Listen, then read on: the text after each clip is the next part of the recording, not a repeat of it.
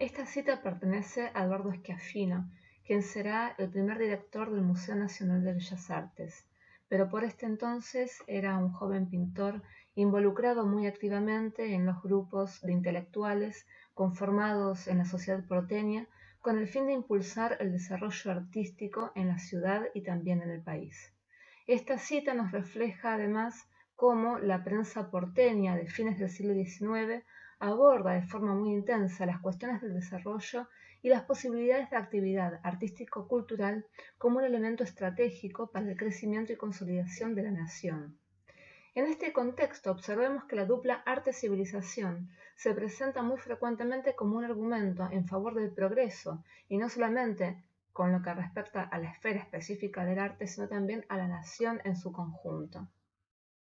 En 1878, la primera revista de Buenos Aires, dedicada a las artes plásticas, El arte en el Plata, en un artículo llamado El arte, se interpretaba el desarrollo de las naciones sobre un esquema evolucionista, en donde las bellas artes se ubicaban como la manifestación última, la más acabada y perfecta, del progreso de las naciones. Se mostraba a las artes como el engranaje imprescindible de los grandes procesos de cambio político y social, en tanto medio transmisor de ideas, ideales, valores y ejemplos tan valerosos como la palabra escrita. La concepción subyacente en todo esto es que el arte europeo era la medida universal del arte, por lo que había que ir a Europa a aprender ese lenguaje o bien traerlo a la nación. Ese aprendizaje formaba parte de lo que se entendía entonces como civilización. Schiaffino, cuando contaba con 25 años, trabajaba como corresponsal del diario de Manuel Laínez. Allí sostenía que para asegurar un futuro de prosperidad al país era necesario desarrollar tanto las actividades científicas como las artísticas como una forma de estimular la imaginación además del pensamiento científico. Y entre las estrategias que sugería tomar al gobierno estaba primero la necesidad de contar con modelos para educar el gusto artístico tanto del público como en los artistas. Así, el público en general primero se habituaría a la contemplación de objetos estéticos que le permitiera discernir entre el arte verdadero y los mamarrachos que, según él, los comerciantes poco escrupulosos ofrecían en sus bazares. Y los artistas, por otra parte, aprenderían así a dibujar, pintar, esculpir, copiando modelos consagrados. Para ello sostenía, por ejemplo, que era imprescindible que el gobierno eliminara los altos gravámenes que pesaban sobre la importación de obras de arte. Todo esto llamó la atención de Eduardo Wilde, que por entonces era ministro de Instrucción Pública, y le otorgó a Schiaffino una beca para estudiar arte en Europa, comenzando así su profesionalización en el ámbito artístico. La creación de un museo público de arte estaba ya en la mente de algunos de los principales intelectuales de la generación del 80. Iba a ser un proyecto de la Sociedad Estímulo de Bellas Artes, que es una sociedad que se va a formar justamente con el afán de incentivar, de impulsar el desarrollo artístico de Buenos Aires y del país en general. Para fines del siglo XIX ya estaban conformadas ciertamente las principales colecciones dedicadas específicamente a las artes plásticas y algunas de las más importantes de estas colecciones van a terminar concretando esa ambición de formar un museo público de arte. Hay dos colecciones que se destacan en este sentido porque van a ser las que van a conformar el núcleo del patrimonio del Museo Nacional de Bellas Artes, es decir, el patrimonio inaugural del museo. Y son las colecciones de Adriano Rossi y de José Prudencio de Garrico. Rossi era un coleccionista que tenía una clara vocación institucional, es decir, que él compraba, adquiría sus obras, sus pinturas, sabiendo que en algún momento las iba a donar al Estado con el objetivo de fundar un museo público de pintura. Eso es lo que expresa en su testamento de 1892, donde además de decir que poseía cerca de 100 cuadros, hace explícita su voluntad de donar estas obras al gobierno nacional con el fin expreso de que sirvan de base para un museo de pintura. Bueno, esto finalmente se va a concretar. Rossi había adquirido la mayoría de sus obras en sus viajes a Europa, con excepción de las telas de Manzoni, que es un artista italiano que reside por un tiempo en Argentina, las cuales adquiere seguramente durante la estadía del artista en el país. Es un artista al que Rossi da cierta protección, adquiere una gran cantidad de obras de este artista, seguramente porque tenían en común sus orígenes italianos. Y la pintura que va a adquirir va a ser principalmente de carácter costumbrista, y esto es algo que había aparecido en las clases anteriores, como el costumbrismo folclórico era uno de estos componentes de la identidad nacional que se estaba construyendo por entonces. La segunda de las colecciones entonces que va a formar este patrimonio original del Museo Nacional de Bellas Artes va a ser la colección de los Garrico, padre e hijo. La pintura que estamos viendo pertenece a José Prudencio de Garrico, pero es su padre, Manuel José de Garrico, quien va a iniciar una importante colección artística. Manuel José fue, según la historiografía artística, el primer coleccionista argentino. Fue un estanciero y militar vinculado a Rosas por lazos sanguíneos, pero que se ve obligado a exiliarse en Europa después del asesinato de su suegro, Manuel Vicente Massa. Y en París comienza a adquirir obras con un fin, a diferencia de Rossi, filantrópico y educativo. Él mismo dice que reúne sus obras con el objeto de atraer a su país muestras de las diversas escuelas de Europa que sirvan de modelo a la juventud que quisiese dedicarse a las distintas ramas de las bellas artes. Comienza entonces a coleccionar obra centrada en ejemplares renacentistas, barrocos, antiguos, es decir, arte antiguo, de los grandes maestros, de los maestros primitivos, pero va a ser su hijo el que le va a dar un tinte más moderno a esta colección, comenzando a adquirir lo que se estaba poniendo de moda por entonces, que es el arte francés, el arte contemporáneo. Cuando Garrico vuelve a la Argentina, trae su colección consigo. Y esta adquiere en Argentina un estatus semipúblico, porque si bien se hallaba instalada en la residencia familiar Garrico, era accesible al mismo tiempo a aquellos aficionados que quisiesen observar y estudiar las obras. La colección estaba montada en un sentido escenográfico que ocupaba casi la totalidad de los salones principales de la residencia. Si bien la residencia era, según las revistas de la época, uno de los centros por excelencia de la sociabilidad porteña del momento, y se refieren las crónicas de todas las actividades que se llevaban a cabo en esas habitaciones, las obras en realidad, si observamos lo que nos muestra la imagen, restaba sin duda gran parte de la funcionalidad fundamental de esas habitaciones. Y en este punto existe una diferencia interesante entre otros consumos artísticos, es decir, entre las colecciones de otros personajes del momento, cuya adquisición de obra tenía como principal objetivo decorar los ambientes de sus casas. En la casa de Garrico, al contrario, era la propia morada, la propia residencia, la que se adaptaba a la presencia de las obras, funcionando más bien como un exhibidor que como un recinto funcional. Por ejemplo, el techo vidriado del gran hall estaba diseñado para permitir el ingreso de la luz solar durante el día y se ha reemplazado por lámparas especiales durante la noche, dispuestas intencionalmente para mejorar la apreciación de las obras. Y no por nada, la mayoría de los testimonios de la época se refieren a la casa de Garrico con la palabra museo.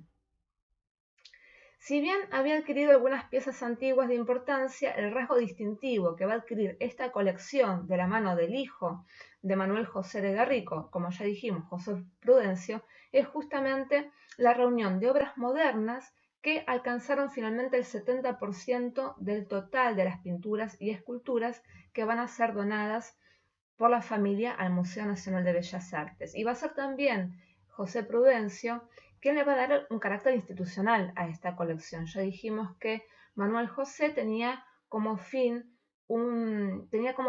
un fin principalmente filantrópico y educativo, pero va a ser su hijo el que va a iniciar una primera donación de la colección al Museo de Bellas Artes para la inauguración del Museo de Bellas Artes, una primera donación entonces que va a contar con tan solo 22 obras, pero que en 1930 se va a extender a una donación de 627 obras, entre las que se incluían no solamente pinturas y esculturas, sino también miniaturas, porcelanas, cajas de abanico, lacas, marfiles, cristales, tallas de madera, platería y peinetones. El Museo Nacional de Bellas Artes rinde homenaje a esta colección nuclear del patrimonio del museo mediante una sala enteramente dedicada a exhibir la colección Garrico, que además recrea la exposición escenográfica que era tan típica de las residencias privadas de fines del siglo XIX. Finalmente, en 1895 se crea oficialmente el Museo Nacional de Bellas Artes, que va a abrir sus puertas al público en 1896. Su sede inicial estuvo en el primer piso del edificio Bon Marché, que es lo que hoy sería Galerías Pacífico. En aquellos años, el Bon Marché actuaba como una especie de centro cultural, ya que nucleaba diferentes organismos relacionados con la cultura, como la Sociedad de Estímulo de Bellas Artes, el Ateneo, y además había estudios de artistas, tanto nacionales como extranjeros. El Museo de Bellas Artes se inaugura entonces con 163 obras distribuidas en 5 salas. Podemos ver en las fotografías de la época que la forma de distribuir las obras dependía mucho de esta exhibición escenográfica que encontrábamos también en las residencias privadas, pero que también era típico de exhibiciones públicas, como por ejemplo el Salón de París, en donde también las obras se mostraban atiborrando las paredes una sobre otra prácticamente sin dejar aire entre las mismas.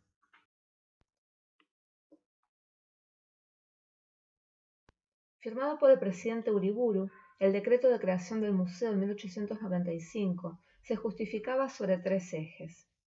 En primer lugar, se planteaba la necesidad de dotar a las obras, que tan generosamente habían sido donadas por los coleccionistas, de un lugar apropiado para su conservación y cuidado.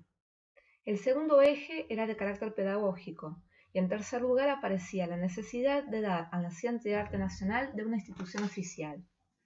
El primer argumento postulaba una suerte de obligación moral con los que habían legado las obras con el objeto específico de crear un museo de artes, como fue el caso de Rossi. El reconocimiento a los donantes, por lo tanto, estuvo presente desde el primer momento en el museo, con una clara conciencia de la importancia que las donaciones tendrían incluso para el crecimiento futuro del patrimonio.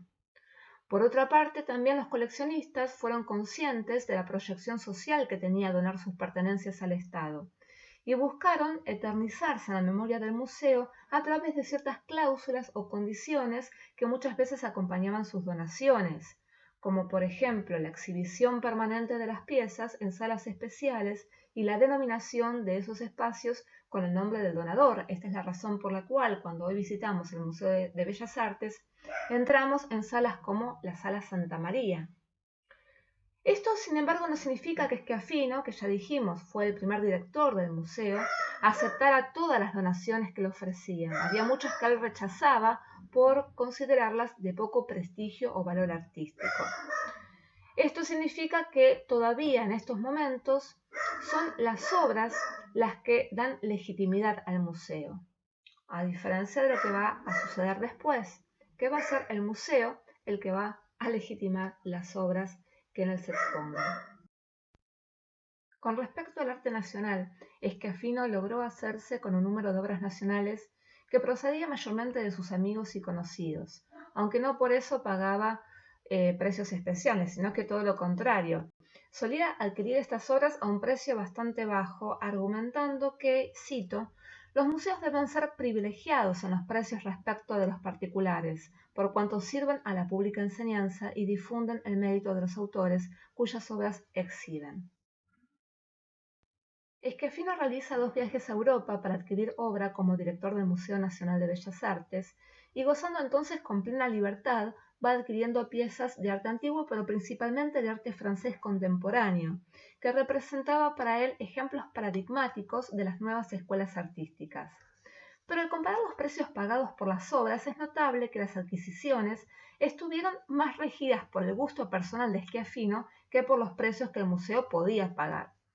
A pesar de que él se afanaba en decir que su búsqueda era objetiva, que tenía como único propósito servir a la función pedagógica del museo, la verdad es que las elecciones que él hacía respondían más bien a su gusto personal, y esto tuvo como consecuencia que finalmente exista cierto desbalance en la representación de las diferentes escuelas artísticas. En los años siguientes, después de la formación de la Comisión de Bellas Artes, Schiaffino va a tener que someterse a la última palabra de la comisión y ya no va a contar con esa libertad plena en la adquisición de las obras. Pero sin embargo, aunque la cantidad de compras disminuyó, siguió la misma línea, privilegiando siempre el arte moderno francés.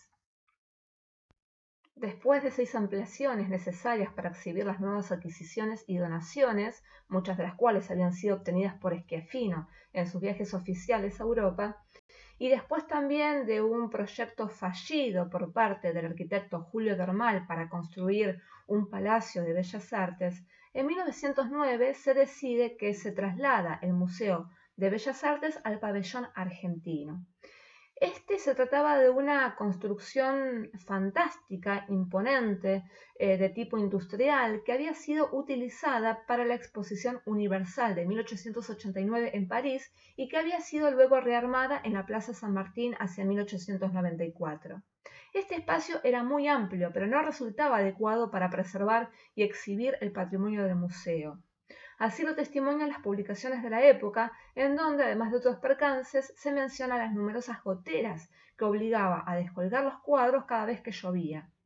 El gobierno entonces decidió construir un nuevo edificio en el mismo terreno, decreto que se aprueba en 1928, pero que también fue cancelado.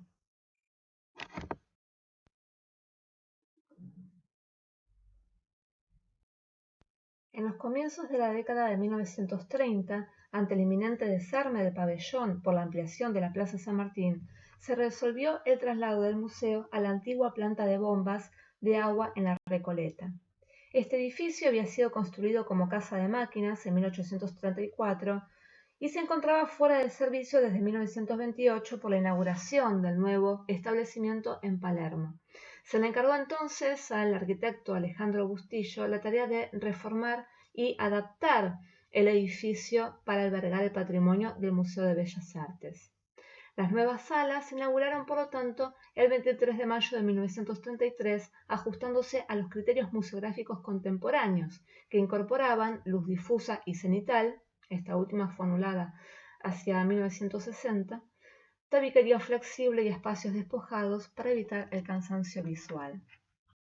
En 1894, Adolfo Carranza, por entonces director del Museo Histórico Nacional, y Eduardo Schiaffino, director del Museo Nacional de Bellas Artes, firmaron un acuerdo para canjear obras de sus respectivos museos, entre las cuales figuraban la revista de Rancagua de Blanes, que pasa del Museo de Bellas Artes al Museo Histórico, y las lavanderas en el Bajo Belgrano y las tablas de la Conquista de México, entre otras obras que pasan del Museo Histórico al Museo Nacional de Bellas Artes. De esta manera se resolvía una cuestión de valores estéticos frente al significado histórico, y además se avanzaba en la cuestión de circunscribir al Museo Histórico Nacional al territorio nacional y al periodo que comenzaba con las guerras de la independencia. El texto de Malosetti se refiere a la relación valor artístico-valor documental, pero podemos preguntarnos qué relación establece el historiador con la obra. Mientras que para el mundo antiguo, la historia y la memoria estaban intrínsecamente relacionadas, de modo tal que el recuerdo se consideraba una parte fundamental de la confección del relato histórico, la mirada positivista de los historiadores del siglo XIX consideró que la memoria no tenía el rigor necesario para hacer de la historia una disciplina científica.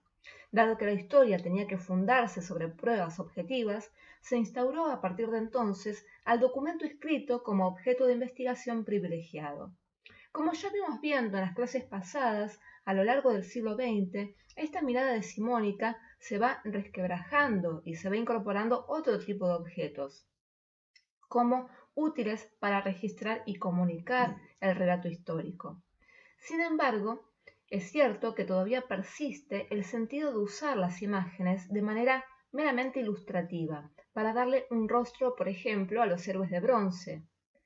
Es también cierto que analizar el lenguaje de un documento plástico puede traer muchas complicaciones, pero ¿acaso no lo trae también el análisis de un documento escrito? Cuando avanzamos sobre una fuente escrita, hay que hacerse ciertas preguntas. ¿Quiénes lo escribieron? ¿Qué intenciones tenían? ¿Cuáles eran sus intereses, su situación, la importancia en su contexto social, etcétera? Y la imagen visual plantea problemas similares, problemas de contexto, de función, de retórica, etcétera. Por lo tanto, utilizar este tipo de documentos, las obras plásticas o las obras consideradas artísticas, requiere reconocer ciertas parcialidades, ciertos puntos de vista construidos, como por ejemplo visiones estereotipadas del otro, funciones propagandísticas, etc. Blanes fue un artista uruguayo que se instaló por un tiempo en Buenos Aires con la aspiración de consagrarse como pintor de historia, que por entonces era el género artístico de mayor prestigio. En un principio entra bajo la protección de Urquiza, pero cuando éste muere tiene que idear nuevas estrategias para terminar de insertarse en el medio artístico de Buenos Aires, que era bastante competitivo. Lo más difícil para el artista era escoger el tema de historia adecuado con el cual hacer un cuadro lo suficientemente importante como para impactar en el público. Porque por entonces los hechos históricos todavía no estaban canónicamente registrados por la literatura, ni tampoco estaba conformado del todo el público mediante la instrucción escolar. Por lo tanto, la ambición de plasmar los episodios históricos fundantes de la nación necesariamente tenía que contar con la alianza de algún historiador, no solamente para que asesorara en la elección del tema, sino para que también legitimara el hecho histórico. Lo que escoge Blanes es un episodio que pertenece a la gesta sanmartiniana, un episodio que tiene lugar en Rancagua, en Chile, y lo que el cuadro específicamente muestra es a San Martín pasando revista, o sea, supervisando a los oficiales del batallón número 8 en Rancagua, Chile. Pero si observamos el cuadro, vamos a ver que hacia el ángulo derecho hay una representación del pueblo. Y vemos allí un niño que tiene una corona de flores, que se la va a arrojar, evidentemente, a San Martín, pero también tiene una cinta, un listón con una inscripción. Y esa inscripción dice 5 de marzo de 1820, que es cuando se firma el acta de Rancagua, cuando San Martín es ratificado como jefe del ejército, a pesar de la disolución del gobierno nacional, con la derrota del Directorio en febrero de 1820. Entonces, para asesorarse sobre este tema, Blanes va a contactarse justamente con un historiador, como decíamos recién, y con un historiador coleccionista, con un letrado, Ángel Justiniano Carranza. Y se conserva, de hecho, una carta que Blanes escribe a Carranza, donde le dice, cito, hágame el favor de contestarme estas preguntas sin pérdidas de tiempo, porque el cuadro está bastante tratado ya. En esa carta preguntaba a Blanes por cómo era el paisaje, los personajes, los uniformes y hasta el detalle del material de las mochilas.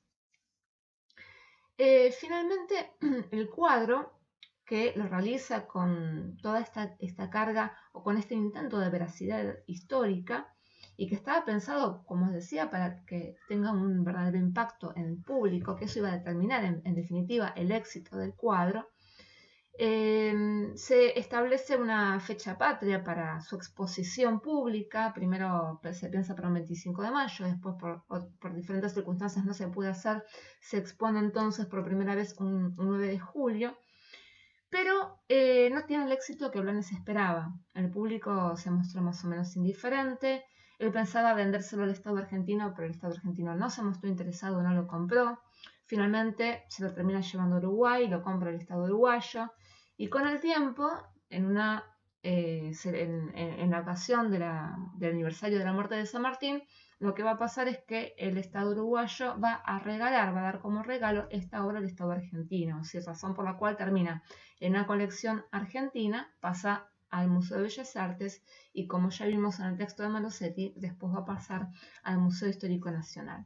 Lo que había perjudicado también al cuadro es el hecho de que empieza a difundirse en el momento en que Blanes exhibe por primera vez la obra, de que este supuesto episodio en Rancagua en realidad nunca había tenido lugar, ¿sí? Había sido un hecho que en realidad nunca había sucedido, cayendo entonces en la paradoja de la exactitud histórica de un evento que nunca sucedió. Sin embargo, como vimos, esto después pasa al Museo Histórico Nacional. ¿Por qué? A pesar de que se rumoreaba de que este hecho no tenía ninguna veracidad histórica. porque para entonces tenemos que pensar que lo esencial en ese momento no era tanto la reconstrucción visual del hecho histórico como documento, sino más bien como una herramienta operativa de un proceso pedagógico o de formación cultural. Es decir, que el cuadro tenía su valor no como documento histórico, sino conformando una ideología, en este caso, en torno a la gesta sanmartiniana, a la figura de San Martín. Un caso que nos permite reflexionar sobre la dicotomía valor documental, valor artístico de una obra es la obra de Cándido López. Cándido López fue un artista que nunca llegó a profesionalizarse como tal. Había tenido una instrucción artística en Buenos Aires, pero no había llegado a tener un nivel realmente profesional. Y esto sucedió porque se enlistó en el ejército para combatir en la guerra del Paraguay y efectivamente llegó a combatir hasta que fue herido en la guerra de Curupaytí. Allí una granada le cercena parte del brazo derecho, por lo cual tiene que regresar como lisiado. Y empieza a pasar muchas penurias económicas, por lo cual debe volver a retomar su oficio de pintor y tiene que obligarse a aprender a pintar con la mano izquierda. Pero lo que empieza a pintar es justamente toda su experiencia en la guerra, en las batallas. Empieza a representar los campos de batallas y los campamentos de la guerra del Paraguay y elaborando sus cuadros principalmente a partir de croquis y apuntes que habían sido tomados por él durante la guerra, acompañando también estas pinturas con textos explicativos de los sucesos, de los escenarios, de las tropas, etc. Entonces tenemos la transposición de los dibujos de su libreta al formato de pintura, lo cual va a implicar ciertas modificaciones, como por ejemplo la aplicación del color, que en los croquis obviamente estaba ausente, y que por lo tanto tenía que hacer uso de la memoria emotiva y el aprendizaje que había recibido en su somera instrucción artística con los maestros italianos que él había tenido. Entonces, estos cuadros de la Guerra del Paraguay de Cándido López se pueden ver en el Museo Histórico Nacional, pero también en el Museo Nacional de Bellas Artes.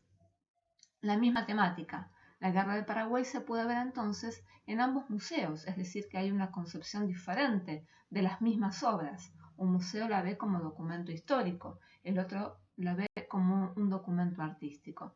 Vamos a ver a continuación cuáles son las explicaciones, los textos que los museos escribieron con respecto a estas obras de Cándido López y donde se refleja, por lo tanto, cuál es esta concepción y cuál es su mirada sobre las obras.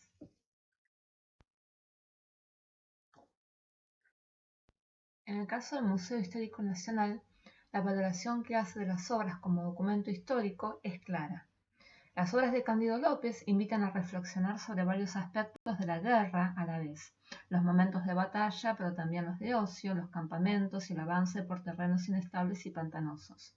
La exhibición busca situar al pintor en su contexto, los motivos del conflicto, las historias de oficiales y soldados, el papel de las mujeres, los rasgos de los jefes, las razones de los opositores a la guerra y la destrucción causada por ella son los temas abordados. Además, fue la primera guerra fotografiada en Sudamérica y los cuadros de Cándido conviven con fotos de la colección. En cambio, el texto que acompaña las pinturas al Museo de Bellas Artes resalta las cualidades artísticas de la obra. Se refiere a los croquis sobre los cuales están basadas las obras, al agregado de color, a la instrucción del artista con sus maestros italianos, al carácter manierista de la obra, a su oposición o contraste con la pintura académica, etc.